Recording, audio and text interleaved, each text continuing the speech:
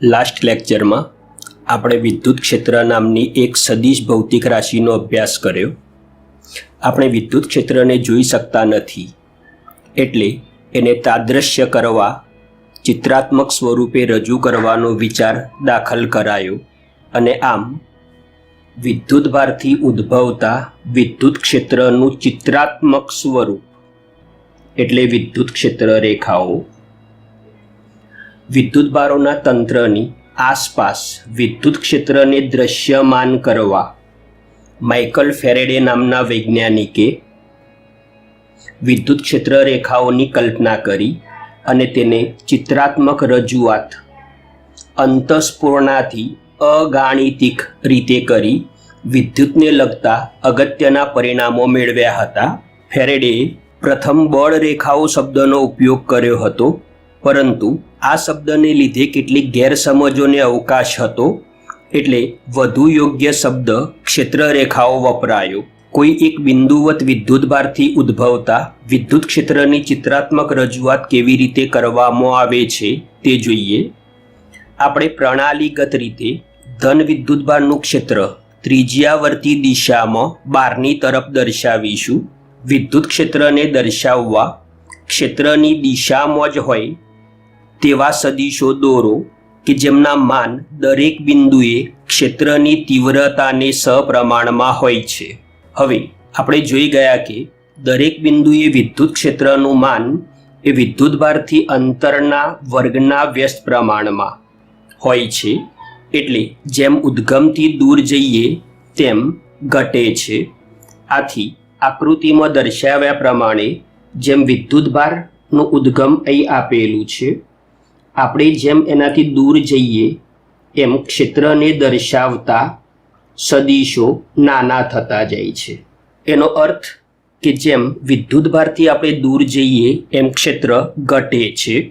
હવે આકૃતિમાં દરેક તીર એ વિદ્યુત ક્ષેત્ર એટલે કે તીરના પૂછ આગળ મૂકેલ એકમ ધન વિદ્યુત ભાર, માની લો કે આપણે અહીં કોઈ ધન વિદ્યુત ભાર મૂક્યો तो આપણે E ना सूत्र E बराबर F अपॉन Q।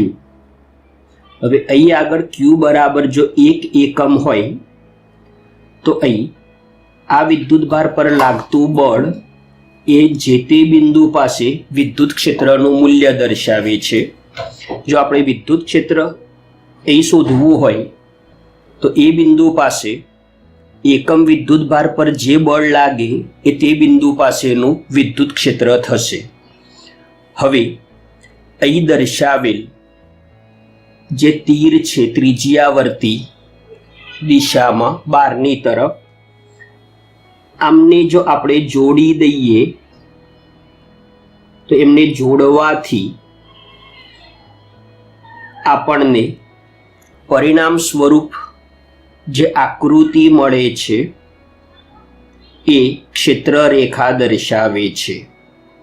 तो आम विद्युत क्षेत्र रेखाओ ए विद्युत भारोनी गोठवणीनी आसपास विद्युत क्षेत्रनो चित्रात्मक नक्शो बनाववानी एक रीत मात्र छे। व्यापक रूपे विद्युत क्षेत्र रेखा ए एवी रीते दोरेल वक्र छे कि जे दरेक बिंदुए एनो स्पर्शक ए ते बिंदुए परिणामी क्षेत्रनी दिशामां होय। ए आकृतिमां आपणे बे क्षेत्र रेखाओ दोरेली जोई शकीए छीए। हवे एमां कोई पी बिंदुनो विचार करीए तो पी बिंदु पासे दोरेल जे स्पर्शक छे ए पी बिंदु पासे ना विद्युत क्षेत्रनी दिशा दर्शावे छे। एक प्रमाणे पीडेस बिंदु पासे दोरेल स्पर्शक ए पीडेस बिंदु पासेना विद्युत क्षेत्रनी दिशा दर्शावे छे। आम विद्युत क्षेत्र रेखाओ ए एवी रीते दोरेलो वक्र छे कि जे दरेक बिंदुए एनो स्पर्शक ते बिंदुए परिणामी क्षेत्रनी दिशामां होय। हवे क्षेत्र रेखाओनी रजूआत केवी रीते करवामां आवे छे तो અહીં प्रथम आपणे एकाकी એટલે કે એક જ વિદ્યુત ભારની વાત કરીએ તો પ્રથમ એ Q ગ્રેટર ધેન 0 એટલે કે ધન વિદ્યુત ભાર આપેલ છે। તો ધન વિદ્યુતભારની ક્ષેત્ર રેખાઓ આપણે જોઈ શકીએ છીએ કે એ ત્રિજ્યાવર્તી બહારની દિશામાં છે. એ જ પ્રમાણે અહીં Q<0 એટલે કે ઋણ વિદ્યુતભાર છે. તો આપણે જોઈ શકીએ છીએ કે ઋણ વિદ્યુતભારની ક્ષેત્ર રેખાઓ એ ત્રિજ્યાવર્તી અંદર તરફની દિશામાં હોય છે. એ જ પ્રમાણે જો બે વિદ્યુતભારો એકબીજાની નજીક મૂકેલા હોય અને બંને વિદ્યુતભારો ધન હોય તો આ આકૃતિમાં એમની વચ્ચે લાગતું અપાકર્ષણ બળ આપણે જોઈ શકીએ છીએ. હવે જો આ નજીક મૂકેલા બંને વિદ્યુતભારો વિજાતીય હોય તો બનતી રચનાને આપણે વિદ્યુત ડાયપોલ તરીકે ઓળખીશું. અહીં દર્શાવેલ બંને વિદ્યુતભારો વિજાતીય છે તો એમની વચ્ચેનું ક્ષેત્ર જોતો સ્પષ્ટપણે આપણે જોઈ શકીએ છીએ કે જે આકર્ષણ દર્શાવે છે. હવે પરીક્ષાની દ્રષ્ટિએ એક અગત્યના પ્રશ્ન, વિદ્યુત ક્ષેત્ર રેખાઓના કેટલાક અગત્યના ગુણધર્મોની ચર્ચા કરીએ. તો એમાં પ્રથમ ગુણધર્મ જે આપેલ છે કે ક્ષેત્ર રેખાઓ ધન વિદ્યુતભારથી શરૂ થઈ અને ઋણ વિદ્યુતભારમાં અંત પામે છે. તો આપણે અહીં વિદ્યુત ડાયપોલની જે આકૃતિ છે એમાં બે વિજાતીય વિદ્યુતભારો એકબીજાથી નજીક મૂકેલ દર્શાવેલ છે. તો અહીં ક્ષેત્ર રેખાઓ ધનમાંથી બહાર નીકળતી હોય છે અને ઋણમાં અંદર દાખલ થતી હોય છે. ક્ષેત્ર રેખાઓ ધન વિદ્યુતભારથી શરૂ થઈ અને ઋણ વિદ્યુતભારમાં અંત પામે છે. આ વિદ્યુત ડાયપોલના સંદર્ભમાં વાત થઈ. જ્યારે આ જ ગુણધર્મમાં બીજી એક બાબતનો પણ ઉલ્લેખ છે કે જો ડાયપોલની જગ્યાએ સ્વતંત્ર વિદ્યુતભાર હોય એટલે કે એક જ વિદ્યુતભાર હોય તો એ અનંતથી આરંભ કરે કે અંત પામે. અર્થાત જો ધન વિદ્યુતભાર હશે તો એની ક્ષેત્ર રેખાઓ એ અનંત સુધી જશે અને જો ઋણ વિદ્યુતભાર હશે તો એની ક્ષેત્ર રેખાઓ અનંતથી આરંભ કરી અને એ વિદ્યુતભારમાં અંત પામશે. વિદ્યુત ક્ષેત્ર રેખાઓનો બીજો ગુણધર્મ જોઈએ કે વિદ્યુતભાર વિહીન વિસ્તારમાં વિદ્યુત ક્ષેત્ર રેખાઓ વચ્ચે તૂટ્યા વિના સતત વક્રો તરીકે લઈ શકાય છે. તો આકૃતિમાં જોઈ શકીએ છીએ કે અહીં વિદ્યુત ક્ષેત્ર રેખાઓ એ તૂટ્યા સિવાયના વક્રો છે. હવે વિદ્યુત ક્ષેત્ર રેખાનો ત્રીજો સામાન્ય જે ગુણધર્મ છે કે બે ક્ષેત્ર રેખાઓ કદી એકબીજાને છેદતી નથી.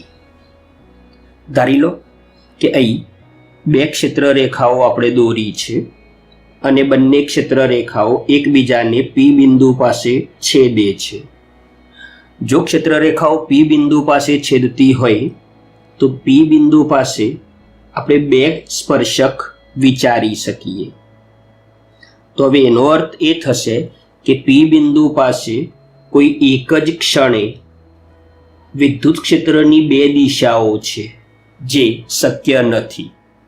આથી આપણે કહી શકીએ કે કોઈ પણ બે વિદ્યુત ક્ષેત્ર રેખાઓ એ ક્યારેય એકબીજાને છેદશે નહીં. અને ક્ષેત્ર રેખાનો છેલ્લો અને ચોથો સામાન્ય ગુણધર્મ કે સ્થિત વિદ્યુત ક્ષેત્ર રેખાઓ કોઈ બંધ ગાળો રચતી નથી. એટલે અહીં આકૃતિમાં ધન અને ઋણ વિદ્યુતભાર દર્શાવેલ છે. તો એ જોઈ શકાય છે ક્ષેત્ર રેખા ધનમાંથી નીકળે છે અને ઋણમાં વિરામ પામે છે. એ પાછી ઋણથી ધન સુધી જતી નથી. ચુંબકના ચેપ્ટરમાં આપણે જોઈશું કે ચુંબકીય ક્ષેત્ર રેખાઓ બંધ ગાળો રચે છે, પણ વિદ્યુત ક્ષેત્ર રેખાઓ માટે ધ્યાન રાખીશું કે આ ક્ષેત્ર રેખાઓ એ ક્યારેય બંધ ગાળો રચતી નથી. અહીં એક બાબત લખેલી છે કે વિદ્યુત ક્ષેત્રના સંરક્ષી સ્વભાવ પરથી આ બાબત ફલિત થાય છે. તો સંરક્ષી શબ્દ એ આપણે ધોરણ 11માં જોઈ ગયા કે ગુરુત્વાકર્ષી ક્ષેત્ર એ સંરક્ષી ક્ષેત્ર છે કે જેમાં પદાર્થને એક સ્થાનેથી બીજે સ્થાને લઈ જવા માટે કરવું પડતું કાર્ય એ પદાર્થના માર્ગ ઉપર નહીં પણ પદાર્થના પ્રારંભિક અને અંતિમ સ્થાન પર આધાર રાખે છે. આ જ બાબતની ચર્ચા આપણે ચેપ્ટર 2માં વિદ્યુત ક્ષેત્ર અને વિદ્યુત સ્થિતિમાનના સંદર્ભમાં કરવાની જ છે. હવે એક બાબત આપણે નોંધી લઈએ કે ક્ષેત્રના કોઈ વિસ્તારમાં ક્ષેત્ર રેખાઓનું યોગ્ય રીતે કરેલું વિતરણ એ તે વિસ્તારમાં ક્ષેત્રની તીવ્રતાનો ખ્યાલ આપે છે. એટલે કે ક્ષેત્ર રેખાઓ કેવી રીતે દોરેલી છે એના આધારે કોઈ પણ બિંદુએ વિદ્યુત ક્ષેત્ર કેટલું હશે એ જાણી શકાય છે. અહીં સામાન્ય રીતે કોઈ પણ વિસ્તારમાંથી પસાર થતી ક્ષેત્ર રેખાઓની સંખ્યા એવી રીતે નિશ્ચિત કરવામાં આવે છે જેથી તે વિસ્તારના કોઈ બિંદુ પાસે ક્ષેત્ર રેખાને લંબરૂપે કલ્પેલી એકમ ક્ષેત્રફળ વાળી સમતલ સપાટીમાંથી પસાર થતી ક્ષેત્ર રેખાઓની સંખ્યા તે બિંદુ પાસેના ક્ષેત્રની તીવ્રતાને સપ્રમાણ થાય. એટલે ટૂંકમાં જો કહેવું હોય તો આપણે કહી શકીએ કે જે વિસ્તારમાં વિદ્યુત ક્ષેત્ર તીવ્ર હશે તે વિસ્તારમાં ક્ષેત્ર રેખાઓ ગીચોગીચ હશે અને જે વિસ્તારમાં તીવ્રતા ઓછી હશે તે વિસ્તારમાં ક્ષેત્ર રેખાઓ પ્રમાણમાં એકબીજાથી દૂર હશે.